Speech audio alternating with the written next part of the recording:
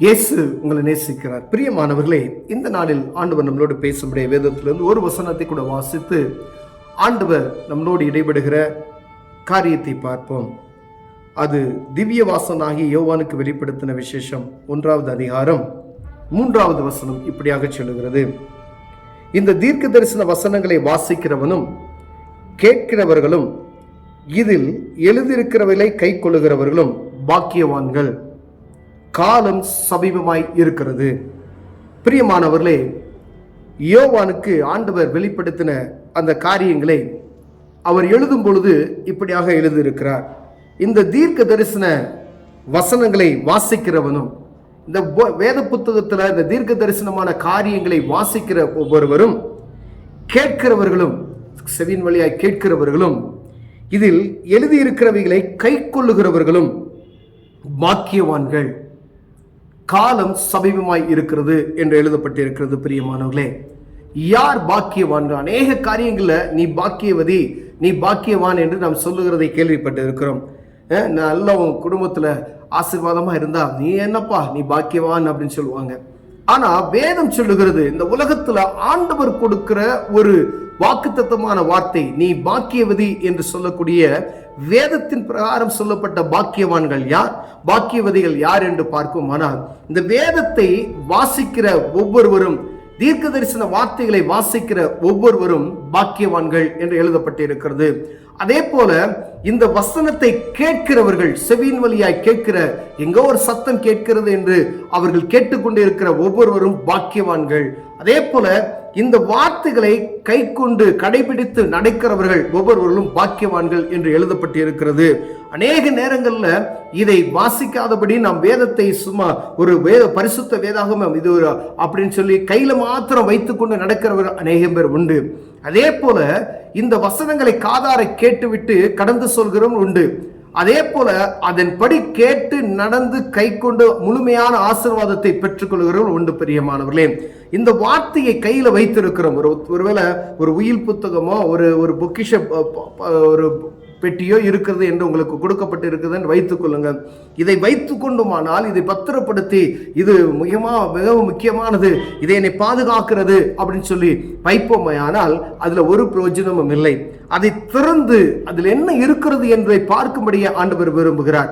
வேத புத்தகத்தை அநேகர் வீட்டில் நம்ம வைத்திருக்கிறோம், கிறிஸ்தவர்கள் என்று சொல்லி வேதத்தை ஏதோ ஒரு இடத்துல வைத்திருக்கிறோம். ஆனால் அதை வாசிக்கிறோமா என்று பார்க்கும்படியே ஆண்டவர் விரும்புகிறார்.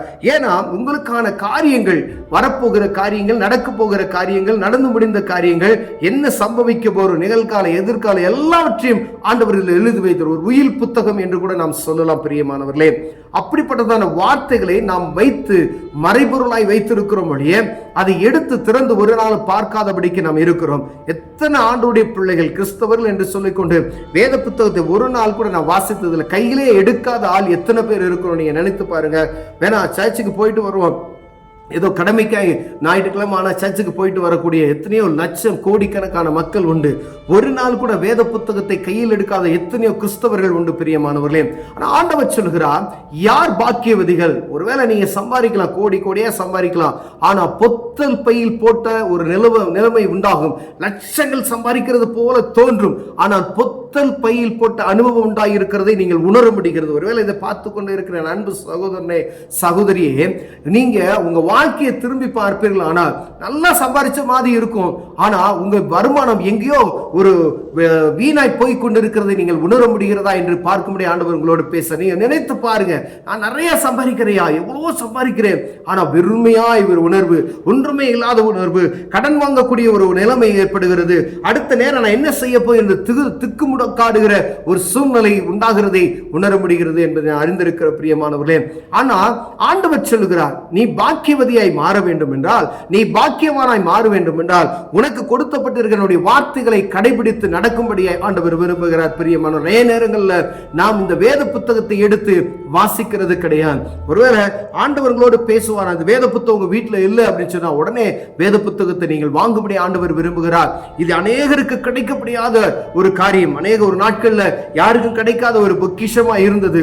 ஆனா ஆண்டவர் விசேஷமாய் நம்ம தமிழ்நாட்டில் நம்ம ஆண்டவருடைய பிள்ளைகளுக்கு ஆண்டவர் தமிழ்ல அச்சிடப்பட்ட முதல்ல தமிழ்ல அச்சிடப்பட்ட ஒரு புத்தகம் என்றால் அது வேத புத்தகம் என்பதை மறந்து போக முடியாது. எத்தனையோ புத்தகங்கள் இருக்கிறது. நாம் பரிசுத்த வேதாகமத்தை எங்கோ இருந்து வந்து சீகன் பாலையர் இங்க வந்து நமக்கு அச்செடுத்து கொடுத்து பிரியமான. ஏன் அப்படின்னா, ஜனங்கள், இந்த தமிழக மக்கள் ஆண்டவருடைய ஆசீர்வாதத்தை, கடவுளுடைய ஆசீர்வாதத்தை எப்படியாவது பெற்றுக்கொள்ள வேண்டும் என்கின்ற ஒரு வைராக்கியம் எங்கோ இருந்த ஒரு மனிதனுக்கு ஆண்டவர் உருவாக்கி அனுப்பி வைத்திருக்கிறார். ஆனா இதை பெற்றுக்கொண்ட நாம் அதை அசாதியா வைத்திருக்கிறோம் பிரியம். எத்தனை பேர் பைபிள் படிங்கன்னு சொல்லி நல்ல ரட்சிப்பின் அனுபவத்தை பெற்றவர்கள் பைபிளை எடுக்காம எப்போ பேர் இருக்கான், கேட்டா படிக்கிற நேரம் இல்லை அப்படின்லாம் சொல்றோம். 24 மணி நேரத்தை ஆண்டவர் நமக்கு கொடுத்திருக்கிறார். ஆனால் இந்த வேத புத்தகத்தை படிக்கிறது ஒரு 10 நிமிஷம் நமக்கு நேரம் கிடையாது. எத்தனை கதை புத்தகத்தை வாசிக்கிறவர்கள் இருக்கிறார்கள் தெரியுமா? நாவல்ஸ் படிக்கிறவங்க, வீணான கதைகள், தேவையற்ற காரியங்களை படிக்கிற எத்தனையோ பேர் இருக்கிறாங்க. ஆனால் இந்த வேத புத்தகம் உலகத்தினுடைய அனைத்து காரியத்தை உங்களுக்கு அறிவிக்கிற புத்தகமாய் இருக்கிறது. ஆண்டவர் வருகிறவர், வரப்போகிற காரியங்கள் எழுதப்பட்டு இருக்கிறது. எத்தனை மறைபொருளாய் வைக்கப்பட்டு இருக்கிற காரியங்கள் இதில் எழுதப்பட்டு இருக்கிறது. யாருக்கும் சொல்லக்கூடாத காரியங்கள் இது அப்படியே மறைபொருளாய் உங்களுக்கு தமிழில் அச்சிடப்பட்டு இருக்கிறது. பிரியமானவர்களே, இதற்காக எத்தனை பேர் பிரயாசப்பட்டு இருக்கிறார்கள் தெரியுமா? ஆனா இந்த வேத புத்தகத்தை நாம் வாசிக்காதபடிக்கு ஏதோ காதார கேட்டுட்டு போகிறவர்களாய் இருக்கிறோம். பிரியமானவர்களே, ஆண்டவர் உங்களோடு பேசுவானார். இந்த வேத புத்தகத்தை இல்லைன்னா நீங்க வாங்கி வாசிங்க, ஆண்டவர் உங்களை ஆசீர்வதிப்பார். ஏன்னா யார் பாக்கியவான்கள் என்று சொல்லப்பட்டு இருக்கிறது. இந்த வேதத்துடைய வசனங்களை வாசித்து அதன்படி கை கொள்கிறவர்கள் பாக்கியவான்களா? நீங்க வாசித்து பாருங்க என்ன எழுதப்பட்டு இருக்கிறது. ஒருவேளை இதுல மதம் மாறுகிற ஒரு காரியம் அல்ல, மனம் மாறுகிற காரியம் எழுதப்பட்டு இருக்கிறது. பிரியமானவர்களே, வானத்தையும் பூமியை உண்டாக்கின தேவன் மனிதனுக்காய் என்ன செய்தார் என்பதை எழுதி வைத்திருக்கிறது.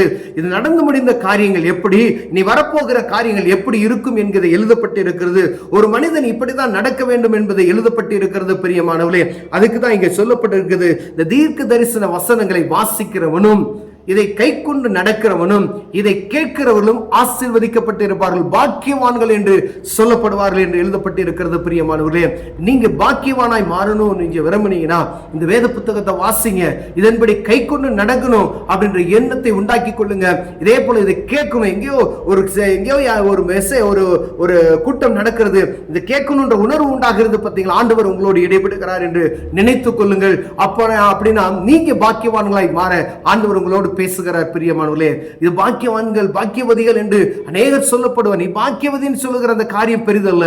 இந்த வேதத்தினுடைய காரியங்களை நீங்கள் அறிந்து கொண்டீர்களானால் நீங்க பாக்கியவான்கள். இந்த வேதத்தினுடைய வசனத்தை கேட்பீர்களானால் நீங்க பாக்கியவான்கள். இந்த வேதத்தினுடைய வார்த்தைகளை கடைபிடித்து கை கொண்டு நடக்கிறவர்கள் பாக்கியவான்கள் என்று எழுதியிருக்கிறது. பிரியமானவர்களே, நாம் தான் பாக்கியவான்கள். இந்த வேதத்தை வாசிக்கிறவன் தான் பாக்கியவான்கள். நமக்கு ஒருவேளை இது இருந்து இதை கையில வைத்துக் கொண்டு வாசிக்காத இருந்தோம், ஆனால் நம்ம கிட்ட இருக்கிற பொக்கிஷத்தை திறந்து பார்க்காதபடிக்கு இருக்கிறோம் என்று நினைத்துக் கொள்ளுங்க. ஒருவேளை அந்த ஒரு நம்மை கண்ணை கட்டி விட்டு விட்ட மாதிரி இருக்கக்கூடிய ஒரு சூழ்நிலை, இதை வாசிங்க. ஆண்டவர் சகல ஞானத்தினும் உங்களை ஆசீர்வதிப்பார். உங்களுக்கு இருக்கிற எல்லா காரியங்களையும் மாறச் செய்வார். எல்லாம் பலவீனமா இருந்தா மாற்றுவார். நீங்க வாசித்தீங்கன்னா தான் ஆண்டவர் மாற்றுவார். நீங்க உங்களுக்கு ஒரு தேவைகள் இருக்கிறதா வாசிங்க, ஆண்டவர் மாற்ற வல்லமையுள்ளவராக இருக்கிறார். ஆண்டவருடைய நாமத்தை நீங்கள் அறிந்து கொண்டீர்களானால் பெரிய காரியத்தை செய்ய வல்லமையுள்ளவராக இருக்கிறார். பிரியமானவர்களே, கண்களை மூடுவோம், ஜெபிப்போம். அன்பின் தகப்பனே, யார் பாக்கியவான்கள்? வேதத்தை கற்று வேதத்தை வாசிக்கிற கேட்கிறவர்கள் தான் பாக்கியவான்கள் என்று எழுதி இருக்கிறது.